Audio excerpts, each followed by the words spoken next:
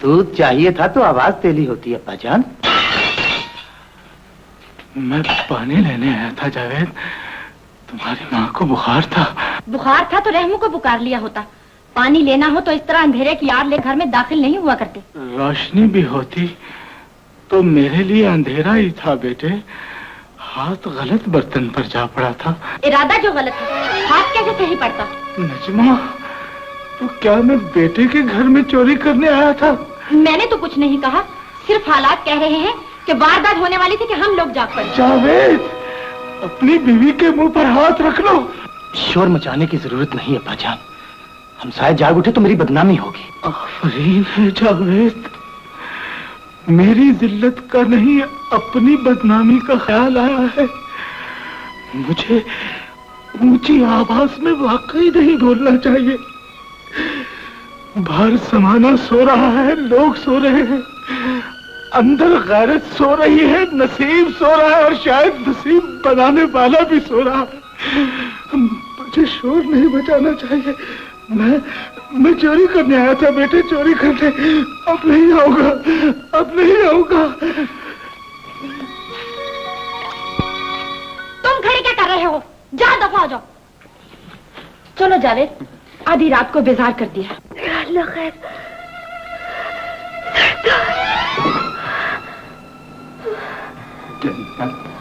आप आ गए। मैं घबरा ही गई थी। यूं महसूस हुआ था जैसे जलजला आया है। जलजला तो नहीं आया, पर अमानत गिर गई है मेरी इज्जत की। क्या कह रही है सरताज? पानी नहीं ला सका और बस। तो फिर इतनी देर कहाँ लगा दी? ये न पूछो जन्नत, तुम्हारा ख्याल ले आया है। अकेला होता तो कयामत तक पलट के ना आता। मैं आपका मतलब नहीं समझी। यही समझ लो कि पानी लेने गया था और आंखों में एक समंदर समेत लाया हूं। तुम चाहो तो मेरे साथ डूब सकती हो। आखिर हुआ क्या है? कुछ बताइए तो सही।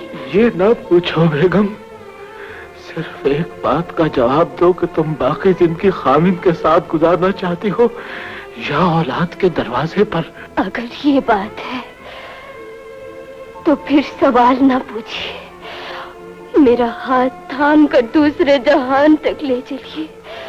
मेरे कदम ममता की तरफ नहीं पलटेंगे। तो उठो बेगम और इस अंधे सुहाग के पीछे पीछे चली आओ, जो जन्नत का रास्ता तो नहीं जानता, सिर्फ अपनों के दिए हुए इस दोज़ख से निकलना चाहता है, जिसकी आग तुम्हारी गोद से फूटी हुई चिंगारी ने भड़काई है। चलो बेगम, इस घर को घर के चिराग ने ही जला दिया है। जल्दी करो, कहीं मेरी जलती हुई इज्जत के शोले तुम्हारे सर की चादर तक न पहुंच जाए। चलो बेगम, चलो। ठहरिए मियाँ जी, मैं आपको रोकने के लिए नहीं आया, सिर्फ इल्तिजा करने आया हूँ।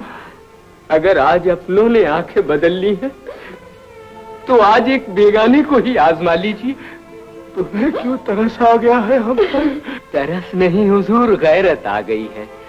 खुद गरीब हूँ और दूसरे गरीब को मुसीबत में देखकर खून खौल उठा है।